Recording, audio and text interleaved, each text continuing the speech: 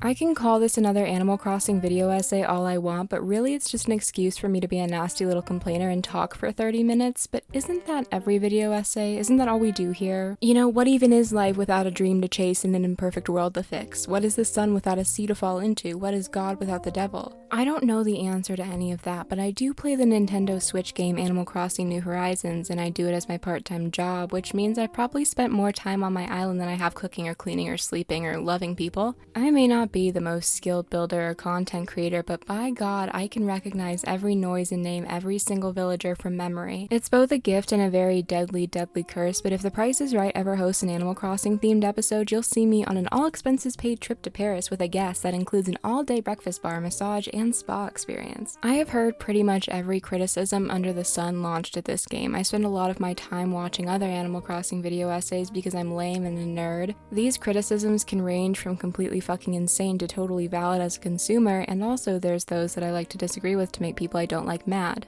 But time and time again, the most important issue I've seen arise through novice players and all-time diehards is the dialogue. If you're involved in any communities for the game, like maybe Instagram or Reddit for some reason, or even the comments section of an Animal Crossing video, you'll see criticisms over and over again. The dialogue is bland, it repeats nearly every play session, and flows through each and every villager. Stories you've heard 47 times in the past 3 months become recycled once again, going through Sherry to Shari to Cherry, because apparently babynames.com was down when they were creating these villagers. Each update throughout the years saw new furniture, this thing, activities, and other aesthetic changes, but the dialogue remained untouched up to the game's final state in 2021. As one of the biggest games Nintendo has ever put out, having a release date nearly 7 years after the last installment and pushing the Switch over sales goals by miles, you'd think one of the crucial elements of life would be a bit more fine-tuned in a life sim.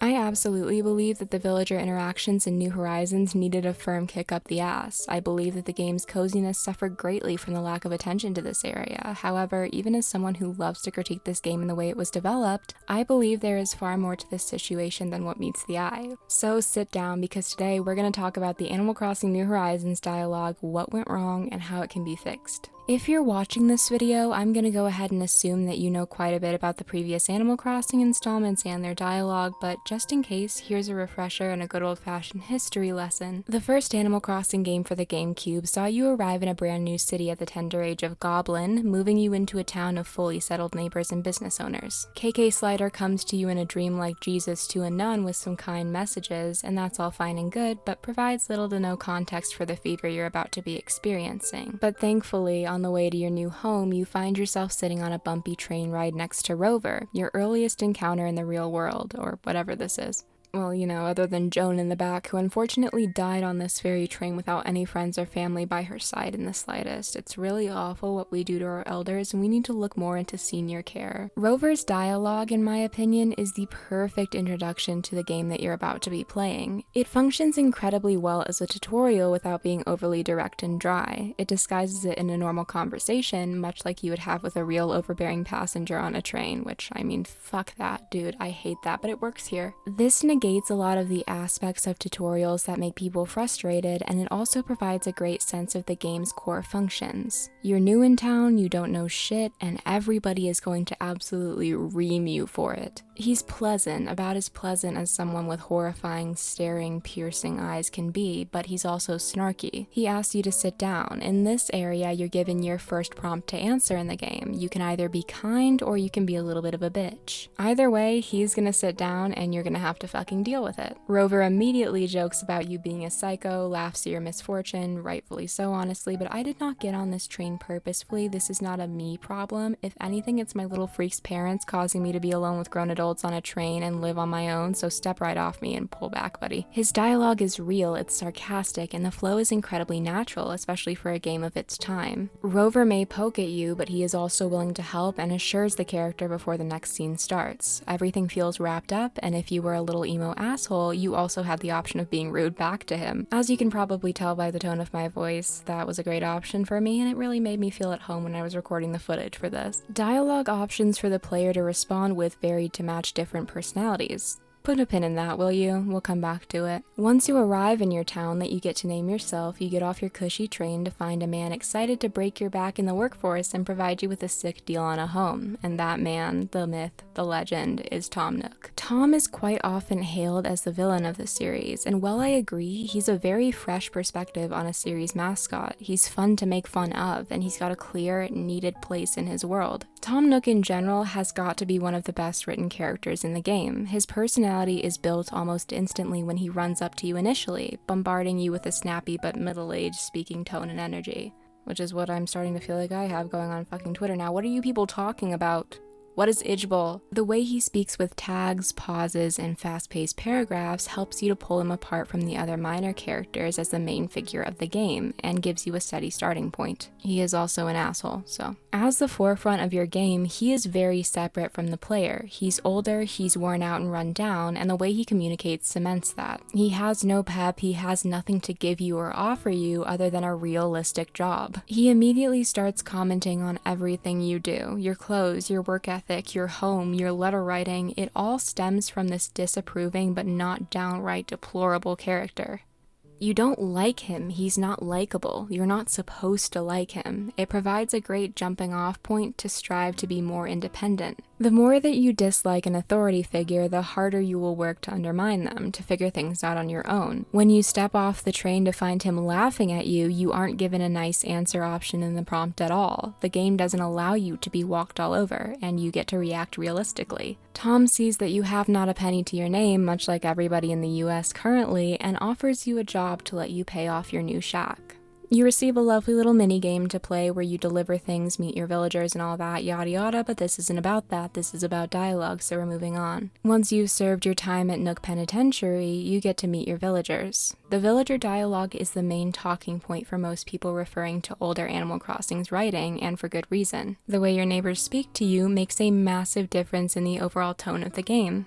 Your villagers vary greatly in personality when you first greet them. In the older games it was 6 personalities, in the newer games it's 8, either way you get a good sampling. Some are a bit more friendly, they express interest in getting to know you and feel bad that they don't remember your name even though they haven't met you before. They talk about their favorite books and their homes and give you tips. Others are very different, they're rude, they're downright cold, and they do not want to speak to you. They have no interest in talking to a random child who came to their door. It took me a minute at first to understand why unwillingness to talk was included other than just realism and humor, but it quickly hit me that small town culture really does, and forgive me for using this word, gatekeep. It keeps the closed-off community vibe hidden until you get to know the villagers better. However, even the initially cordial villagers need time to warm up to you, just like real people. They have no reason to divulge every single era of their life to you in a 10-hour conversation. They say hi, they move on, and you have to keep working at it to continue getting to know them. The tone doesn't bounce rapidly between friend and acquaintance, it evolves over time and with effort. That's not to say that kindness necessarily comes with knowing a villager better. Snooty and peppy villagers among the crankies have sort of a wine-aunt vibe to them. They remain blunt, snarky, and teasing throughout your entire relationship with them. They aren't fully rude per se, but half of their remarks would in fact personally devastate me if I read them over text from somebody and couldn't tell their tone, and then I'd cry like a little baby and start reading through our past text to see if I had acted weird and eventually spiraled down a hole of my own creation. But in Animal Crossing and for genuinely normal and mentally healthy people, it's pretty okay. They ask you for favors, to come over, to deliver items, they talk shit about one another and get into fights, all while remaining a held together, distinct personality that varies from character to character while keeping a similar theme.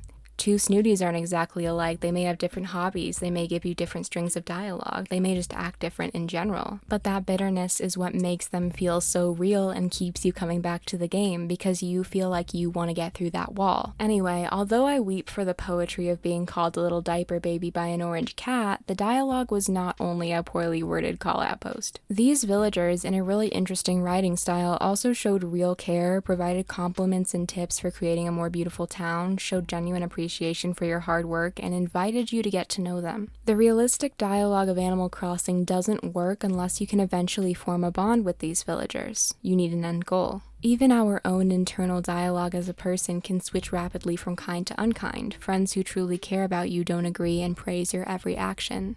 Constant, unrelenting negativity drains you and removes you from the calming atmosphere the game has. Acidity has to be balanced out with sweetness, you know? I've been watching a lot of Hell's Kitchen. I've already been talking about GameCube for way too long, so to wrap up on it, we arrive at what many people believe to be the last truly good installment of Animal Crossing in terms of its dialogue. Wild World, which was released for the DS in 2005, brings us to the second game in the series. Stemming from the last game, we're greeted with Cap'n, who is even more off-putting than Rover. Holy shit, what the hell is that? You're in a very bumpy taxi. He's brash. He, hits on you for some reason. He doesn't speak with the same well-shielded care that we saw in the first game. He simply acts like many of the real cab drivers I've met, unfortunately. I find him completely unlikable in a very different sense from Tom Nook in GameCube. Tom Nook leans toward tired and uneasy, while Cap'n has an overall tougher tone. He treats you as very small, he doesn't discuss anything meaningful about himself with you, you are only put on the spot to answer, and it definitely gives a different vibe than Rover while still being uncomfortable. I actually like this though because I think it very quickly cements that this game is different from what you would normally expect. It's similar to Rover, but it actually puts it out in plain text for you. You're once again given the option to return the favor of being nasty and rude. Cap'n is closed off and uncomfortable while the new world is very open and inviting. I really love the way this game walks you through the beginning, and by that I mean it kind of doesn't. Wild World in particular has a very easy start with your house being chosen already, the directions being fairly minimal, and a more open plane to walk around in. This lets the tutorial section be less distracting and gives you more freedom as a player, locking you down in that sense of independence early. This lets the actual atmosphere be a lot more immersive, and the dialogue doesn't take away from your experience. The actual dialogue between characters and villagers, however, doesn't see a huge change from its predecessor and keeps the charm the original held. More characters are added, more activities and shops are available, and the world is overall improved. The amount of dialogue differs a bit, but in this case, it's more than made up for the features added in my opinion. It isn't really enough to make a quantifiable difference in your gameplay ideas. We also have the Roost, which adds another level of closeness with your villagers. They come into the chic little coffee shop hoping the gay-ass barista is there to take your order, and you're expected to remember it. Listen to me, as a lesbian and as a citizen who drinks coffee, we can all agree that the best coffee is made by a barista who is a little bit fruity. That is the only good coffee. Matcha, delicious. If they get oat milk themselves, they'll make a good oat milk latte, you know? I'm fairly sure that nobody actually remembered all of the coffee orders, but if you weren't a little shit, maybe you kept notes, I don't know. I didn't play Wild World initially. Either way, it provided an intimate space to connect further to your neighbors and learn more about them, much like a real coffee shop date with a friend. Again, put a pin in this. One main difference that sets Wild World apart from population growing is the decision to further flesh out the Able sisters' storylines.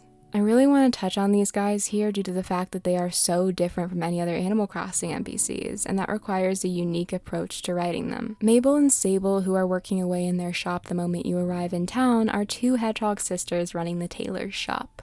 Mabel, who is instantly presented as super outgoing and terrifyingly friendly, greets you in the front of the shop, gives you the information dialogue, and tailgates you through the aisles. Her character design is bright, it's spiky, it's in the center, and it stands out. The boldness of Mabel, well, you'd think otherwise, really helps to highlight the second part of this very important equation. A shy, brown-toned hedgehog in the back who hasn't looked up from her sewing machine. She's meek, she's small, and she is easy to forget if you don't look for her. Now, I'm just a huge fan of the sad bitch trope in general. I think it is vital for so many different stories, but the decision to add Sable has to be one of the most crucial design elements I have ever seen. She sits quietly in the back of the shop. She doesn't speak to you in the first place, or if she does, it's blunt and uninterested. She returns to her work almost instantly.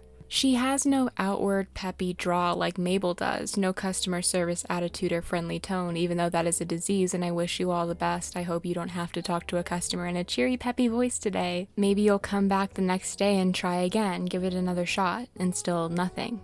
Another day passes by, another day, nothing. She still sits behind the machine silently. Until one day you enter the shop again, you try your best not expecting anything, and one detail about her life, maybe a friendly hi, something to show that the consistent effort of the player has in fact paid off. She grows more interested in you, she remembers your name, and elements of her story finally begin to leak through her dialogue. You are given the chance to know her. The contrast of the eccentric, inviting Mabel is needed to get players interested in Sable. She acts as an original beacon and a central figure in the beginning while fading into the background as you get closer with her sister. The more hidden and secretive a goal is to get to, and the more you have to put effort into it, the more you want that goal to be completed. It becomes clear that Mabel's purpose is to move the story along, but she is still an important part of that story. She's a great example of a character that needed to exist but wasn't the focus.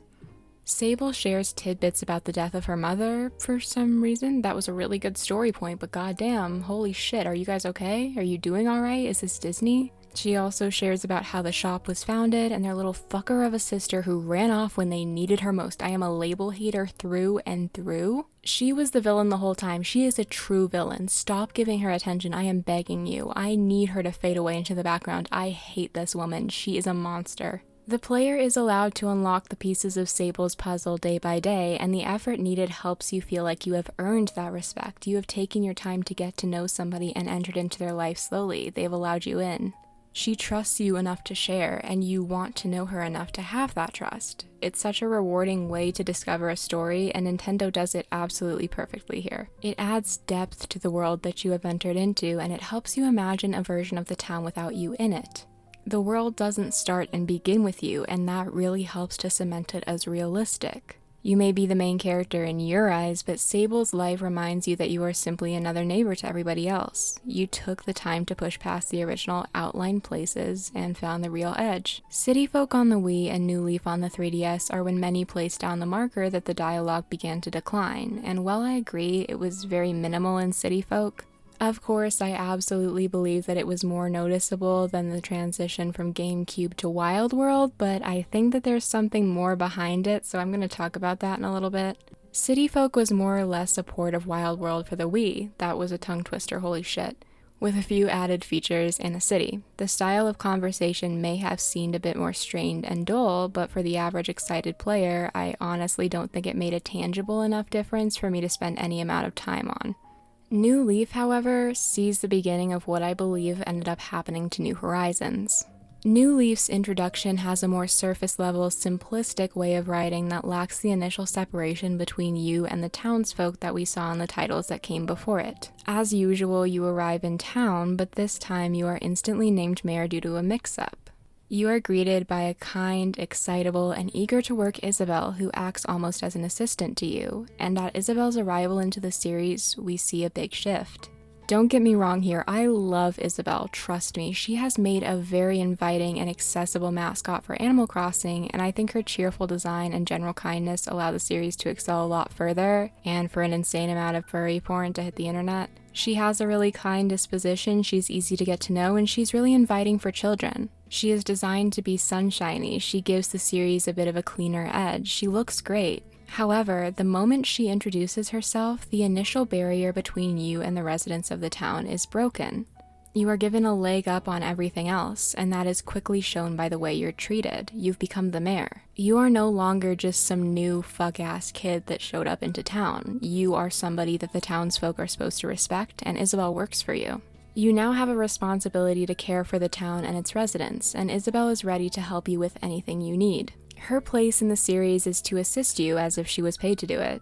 I mean, she is, but you get it, okay? And for her, that basically makes it impossible to write her as somebody who can treat you with anything other than professionalism and kindness. Putting you as the player into a position of actual power, giving you a title and allowing you to control everything, gives the writers a wall. Sure, they could play around with it and make it satirical and make it a political statement, but A, why would you do that in a children's game? B, Nintendo's not gonna let that happen. Isabelle is around to make your job easier, and in any position, your higher-ups demand respect from you. Your character may not demand respect from anyone, but in order to be the mayor, some of that is built in.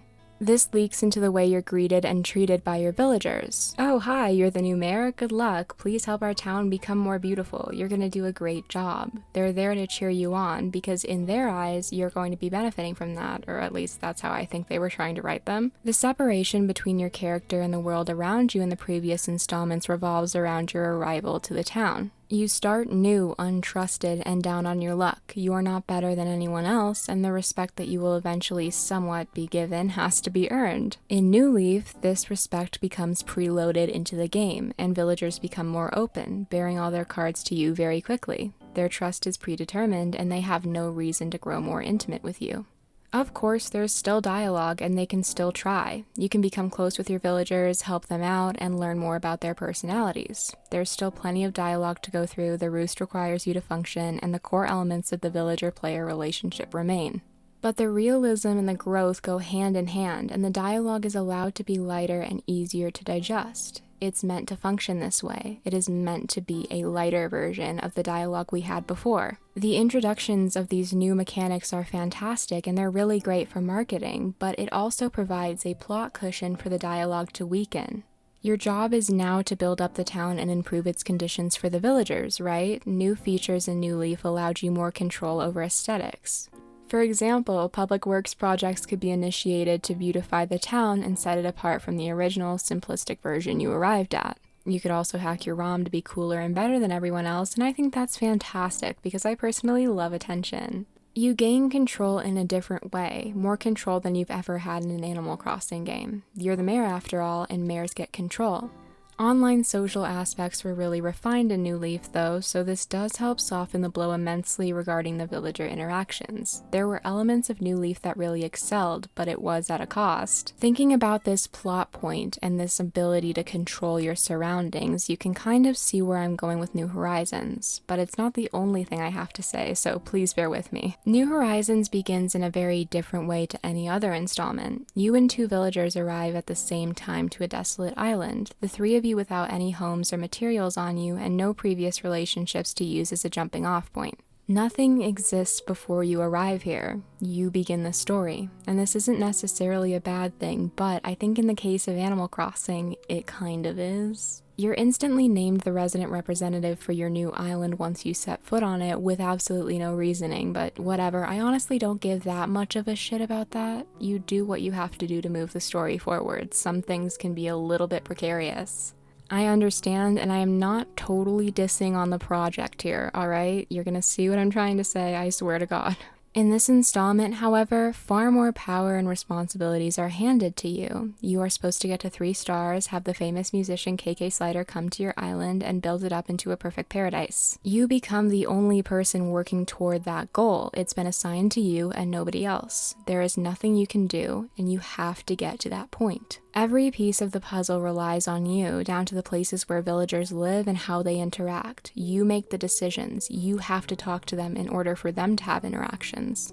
The island doesn't exist or progress without your input, and it won't evolve without your work. You are responsible for everybody else's lives, and they are not at all responsible for yours. The beginning dialogue of New Horizons is without a fucking doubt my least favorite. You may have already caught on to this due to my excessive rambling, but I am very particular about game tutorials because my brain moves really fast and I get bored very easily. The New Horizons dialogue acts very obviously as a tutorial. There's no conversational elements about Tom's speeches. You don't speak back, he talks to you as an instructor. One of my favorite things about the older introduction dialogue is that you are treated like a human, not a player. If you're treated like a player, it takes you out of the immersion.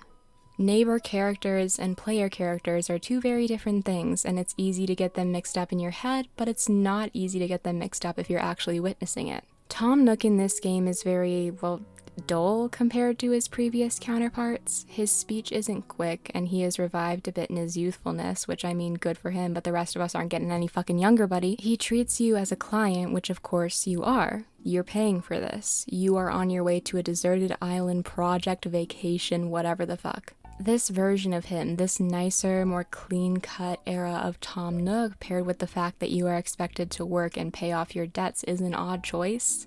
You're given the professionalism and temperament of somebody who wants to please you, but tasked with repairing this island for everyone, including Tom Nook. It reads as really blank. It reads as a character there to move the story along that has no sway in said story, as if you're reading text, not dialogue. He doesn't match with his own view on life, and while a character can certainly change over time, it removes the much needed depth of his former self. It's a very quick transition from mean to not mean. He's apologetic and he scrambles, and he is nothing like the Tom Nook from old games. He doesn't have that same charm.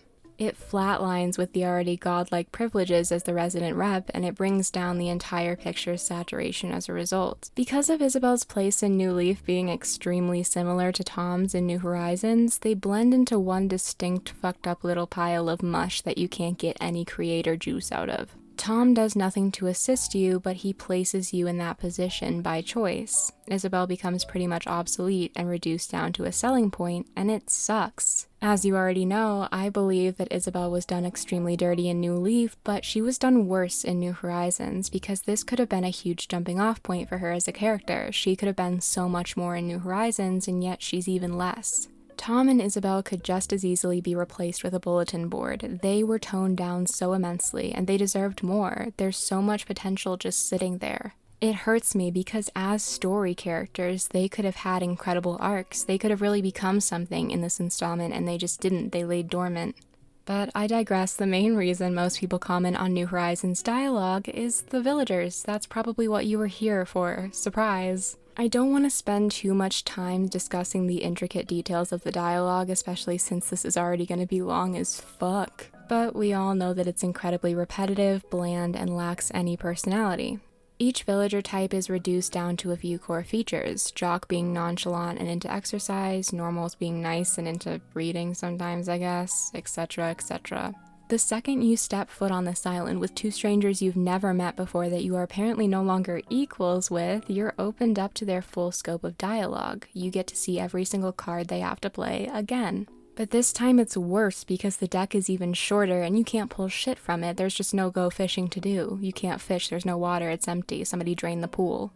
They quickly accept you as their best friend. You're suddenly able to pick their houses, where they're going to live for the rest of their life. You are given all of their power and they have to stand there doing nothing, which means they can't be mean or uncomfortable or rude. You start getting gifts every once in a while, a letter or two about nothing that you can't really reply to, and after 2.0, maybe a house visit at an uncomfortable time. The writing for New Horizons somehow sits in the corner of both completely villager-focused and incredibly shallow. And that, my friends, is really not a good combination to have in any way, shape, or form. When you ask a villager to talk, they discuss a thought or an activity, and then the conversation ends. If you've ever, for some reason, taken the time to watch a course on professional speaking or getting to know people, you have probably heard that you should try and ask people questions about themselves and interlock the conversation, meaning the person talks, you respond, and then you give them an opportunity to talk again. See, when you talk to somebody in New Horizons, they give you a simple, definitive thought that's very hard to expand on. The conversations feel like they last a millisecond because you don't interact with them at all. There's a flat, uninterested greeting card statement that comes out of their mouths every time you try to talk to them. It is focused solely on the villager that you clicked on, with mentions of the player or the player's relationship with them being incredibly rare. One of the mechanics that provided a lot of extra dialogue, asking if the villager needed anything, was removed, and with it, the ability to gain trust or feel like you have earned your friendship was also removed. That may sound like a stretch to some people, but I promise you, if you add more of that interaction in, you get to feel a connection form. You get to control how that connection forms, and you get to feel like the villager knows something about you as well. When we're looking at real-life connections, we see some main factors of a strong, healthy friendship show up time after time. Conversations need contributions from both parties. If one person is not able to get a word in, it's nowhere near as fulfilling and is invalidating. It makes you feel unwanted and replaceable. Favors or even small deeds of kindness help strengthen that friendship further. New information and learning things about one another gives us a sense of trust, and that's why the older games worked so well. All of us, in some way, were born with the need to be useful and to be loved. Even in Animal Crossing's original pitch, this was shown as a core facet of the franchise to come. It was shown as a life sim, as a moving to a new town sim, as a world that you suddenly became a part of with no warning. And it worked on and grew this concept into one of the best representations of real-life friendship I have ever seen in video game dialogue.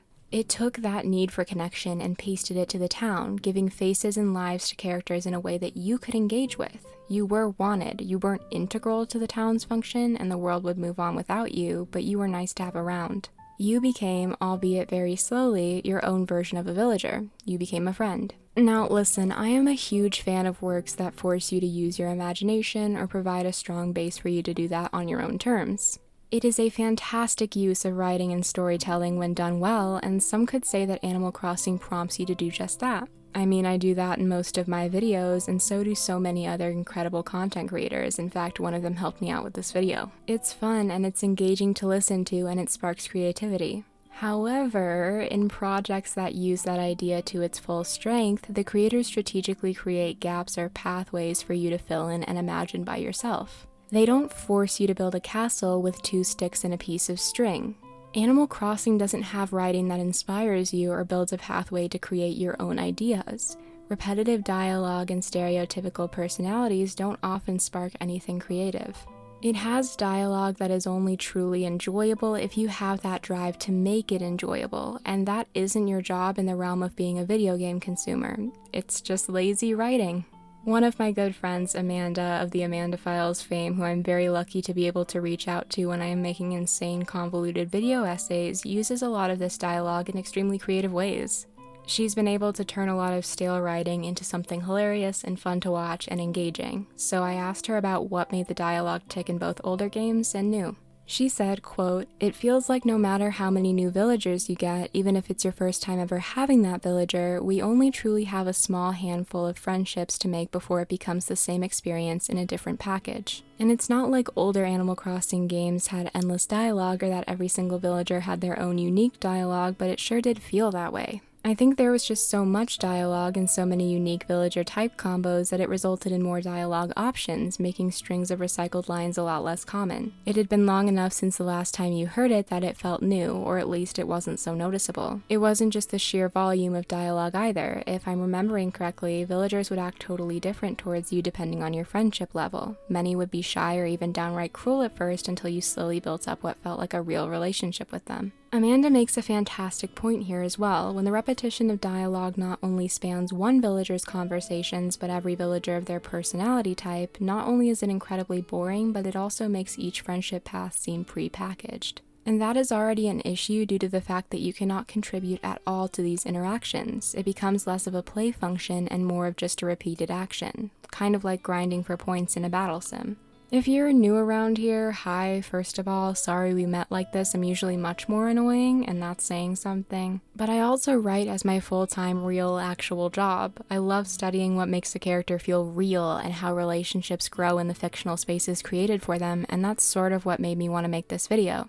I'm also just a hater. New Horizons took away both the even playing field and the ability to replicate real connection when it updated its dialogue style. In other games, say like Stardew Valley, we see writing that doesn't require your character's input often. These characters, especially in the way of a dating sim for all you horny freaks, I'm kidding, me and Haley are 5 save files strong, are able to make the game more accessible and more fitting for any player without extra coding and dialogue needing to be added. They don't ask you questions, they only share enough to allow you to see if you like them as a conceptual person, and that's great for games that aren't pure life sims. With Stardew Valley, the characters in the cutscenes are a huge part of it, but getting to know them isn't necessarily the main goal. You can choose to prioritize it, but it doesn't force you to make that effort.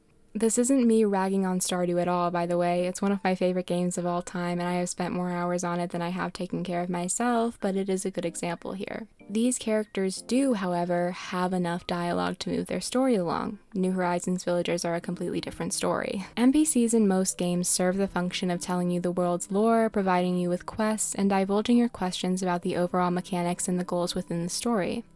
They aren't meant to be your friends, and their dialogue reflects that. When you use that style of dialogue, which is tailored to a specific function in a game like Animal Crossing, it falls completely flat. We all know the main goal of Animal Crossing, it's common knowledge, we've all gotten to 3 stars in 3 days because we've reset our island and regret it. Villagers are not the central point of interest in any way when we see the series divert into the more city builder realm of games. And in all honesty, if you had come to this game with no prior knowledge of the property and expecting a city builder, nothing I just said matters. None of this means that the game is bad in any capacity. In fact, it's perfectly enjoyable. If it wasn't, I wouldn't have made this batshit essay about it. this is a compliment. But when you're introduced to the world of Animal Crossing in the beginning, you enter into a town that was crafted with such expertise and skill that you melt right into it. You mesh with the cozy and lifelike atmosphere, you grow up with it, and you find comfort in it.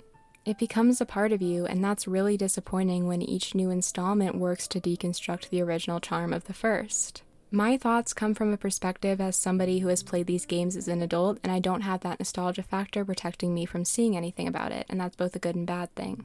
But with each peeled back layer of depth that was removed, your expectations of the game didn't change. The most lovable aspects of the game that you became attached to slowly floated further and further away. It may not have been a conscious decision to scale back villager dialogue, but each piece of the puzzle that was swapped out impacted it. The less your villagers speak in terms of the overall world building, the more they're allowed to fade into the background. Furniture and new mechanics take priority over writing, control takes priority over equality.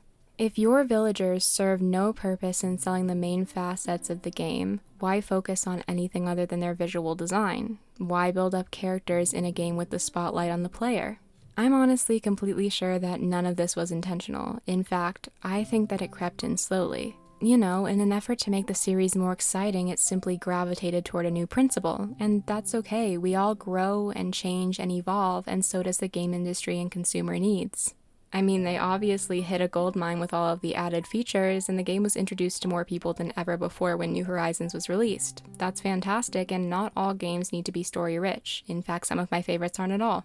But when you start a series with the intention to create something special and you do it successfully, you don't replace what you built, you simply add to it. There's something so incredible about the first Animal Crossing's dialogue and the way that it differs from the current version. The humanity of it all, the natural need fulfillment, and the warmth and slow connection made it something truly unbelievable.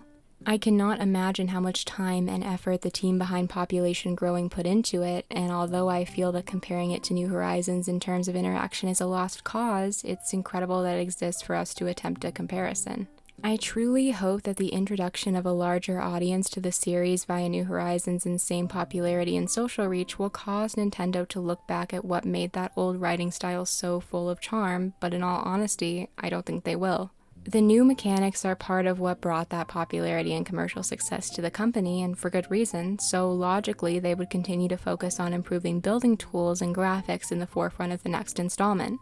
But if as a player I could wish for one change, it would absolutely be to give attention and care back to the heart of the series, what made it able to nestle into our memories. Give villagers the ability to scroll through a list of awful insults every time they speak to me, please. But seriously, character creation and storytelling are beautiful things, and they have changed my life so much. They have made me into a completely different person than what I would be without them.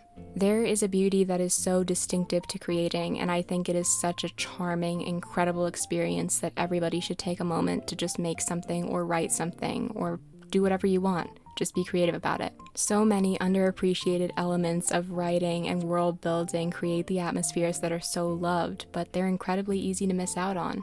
Play your old video games, take time to understand and feel the world building as you do. The experience is mesmerizing once the details come to light. Leave everything in your wake painted a different color and make people in your head that are going to follow you around for the rest of your life. It's really beautiful, it's fantastic, and Animal Crossing perfected it. I just hope at some point we all get to see them do it again. Thanks for watching this video essay, guys. Thanks for sitting through the whole thing if you did. I really appreciate it. Thank you to Amanda for helping me out and giving her opinion on this. She is always so helpful with my video essays. Thank you to everybody who I used footage from, and thank you to me for writing this because it's cool. I got to be an annoying writer bitch for a day. I hope you enjoyed it. I really do. But thank you for watching. I will see you guys next time. Thank you to all of my members. Stay safe, stay wonderful. I love you. Bye.